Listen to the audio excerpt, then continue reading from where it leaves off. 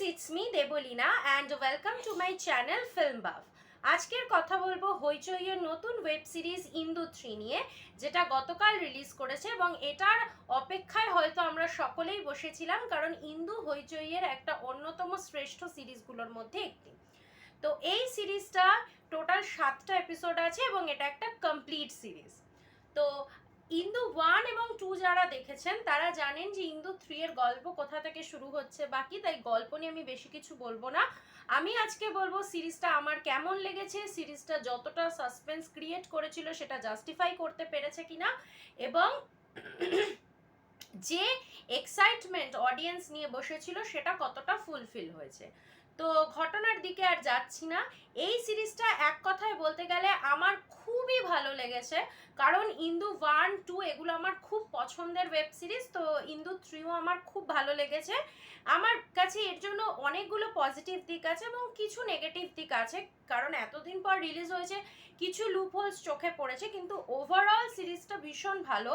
তো আমি যারা দেখবেন প্ল্যান করছেন তাদেরকে আমি সাজেস্ট করব আপনারা ইন্দু 1, 2 একবারে প্রথম থেকে দেখে নিয়ে তারপরে এই সিরিজটা দেখুন, তাহলে আপনারা একদম ক্রনোলজিক্যালি ঘটনাগুলো সুন্দর করে বুঝতে পারবেন, কারণ অনেকগুলো ঘটনা ঘটে এবং যারা ইন্দু দেখেছেন তারা জানেন যে ইন্দুর ঘটনাগুলো রহস্যটা কতটা জটিল। তো সেই জন্য এই রহস্য উন্মোচনটা দেখতে তখনই ভালো লাগবে যখন ইন্দু 1, 2 একদম পরপর দেখে তারপর এটা দেখবেন। তো প্রথমে এইটা সিরিজটার যেটা পজিটিভ দিক সেটা হচ্ছে ভীষণ এঙ্গেজিং এই সিরিজটা, কোনো একটা মুহূর্তেও বোর করে না, এবং ঠিক যেরকম ভাবে ঘটনাগুলো চলে এসেছে আগের সিজনগুলোর সাথে পাল্লা দিয়ে, সেই জিনিসটা খুব সুন্দর এবং ভীষণ টান টান। এপিসোডগুলোর ডিউরেশন খুব বড় নয়, ফলে ভীষণ সুন্দরভাবে ব্যালেন্স করে এপিসোডগুলোকে সাজানো হয়েছে, যে উত্তেজনাটা একদম শেষ এপিসোড অবধি অডিয়েন্স কিন্তু ধরে রাখতে পারে। সেকেন্ড পজিটিভ দিক হচ্ছে ব্যাকগ্রাউন্ড মিউজিক আমার বেশ ভালো লেগেছে। যেভাবে গানগুলোকে ব্যবহার করা হয়েছে, যে সিচুয়েশনে গানগুলোকে ব্যবহার করা হয়েছে, এছাড়া ওভারঅল যে ব্যাকগ্রাউন্ড মিউজিক সেটা আমার বেশ ভালো লেগেছে। একটা সাসপেন্স সিরিজে যে লেভেলের ব্যাকগ্রাউন্ড মিউজিক হওয়া উচিত, আমার কিন্তু ইন্দু 3 এর ব্যাকগ্রাউন্ড মিউজিক সেরকমই লেগেছে। আচ্ছা, 3 নম্বর যেটা সেটা হচ্ছে এটা কিন্তু আলাদা পরিচালকের করা, কারণ ইন্দু সিজন 1 করেছিলেন সায়ন্তন ঘোষাল, সিজন 2 করেছিলেন অভিমন্যু মুখার্জি, সিজন 3 এর পরিচালক কিন্তু অয়ন চক্রবর্তী। কিন্তু গোটা সিরিজটায় কোনো জায়গায় সেই ব্যাপারটা মনেই হবে না যেটা আলাদা পরিচালকের। পুরো সুন্দরভাবে ব্যালেন্স করে প্রথম দুটো সিজনের সাথে সুন্দরভাবে ব্যালেন্স করে এটাকে তৈরি করা হয়েছে। তো মেকিং ওয়াইজ এটা কিন্তু বেশ ভালো একটা সিরিজ। এটার আর একটা যেটা সব থেকে বড় স্ট্রেংথ সেটা হচ্ছে পারফরমেন্সেস। প্রত্যেকটা অভিনেতা অভিনেত্রী, সেটা লিড ক্যারেক্টারে ঈশা সাহা, সুহত্র মুখোপাধ্যায়, যুধাজিৎ সরকার, মিমি দত্ত হোক, বা সাপোর্টিং ক্যারেক্টার মানে একদম স্পেশাল অ্যাপিয়ারেন্সে সৌম্য বন্দ্যোপাধ্যায় বা মানালি দে হোক, প্রত্যেকে তাদের নিজেদের জায়গায় ভীষণ ভালো, ভীষণ ভালো। ঈশা সাহার কথা আলাদা করে কিছু বলার নেই, সিরিজটা একদম যার ওপর তৈরি করা, ঈশা সাহা তার জায়গায় অনবদ্য, খুবই ভালো, খুবই ন্যাচারাল। সুহত্র মুখোপাধ্যায়ের কথা কি বলবো, মানে আমি তো খুবই বড় ফ্যান সুহত্র মুখোপাধ্যায়, এবং অনেকেই হয়তো শুধু সুহত্রর জন্যই সিরিজটা দেখবেন, এরকমও হতে পারে, বিকজ এত সুন্দর সুজাত চরিত্রটাকে এমনভাবে জীবন্ত করে তুলেছে, এবং সেই চরিত্রটার যে দোনা মোনা ব্যাপারটা, দোলাচলটা, চরিত্রটা ভালো না খারাপ সেই ধন্দের সারাক্ষণ অডিয়েন্সকে রাখে। তো সুহত্র মুখোপাধ্যায়ের পারফরমেন্স খুব ভালো। অনেকে হয়তো শুধু সুহত্রর জন্য সিরিজটা দেখতে পারেন, মানে এতটাই ইম্প্যাক্টফুল ক্যারেক্টার। মিমি দত্ত এবং যুধাজিৎ সরকারের কথা আলাদা করে বলতেই হয়, এনাদের দুজনের নিজেদের কেমিস্ট্রি মারাত্মক, এছাড়া এনাদের ইন্ডিভিজুয়াল অভিনয়ও অসাধারণ। মানে এইখানে না আসলে এরকম আলাদা করে বলাটাই হয়তো খুব কঠিন, কারণ প্রত্যেকেই তাদের জায়গায় দারুণ। তবে বিশেষভাবে যার কথা না বললেই নয় তিনি হচ্ছেন পায়েল দে।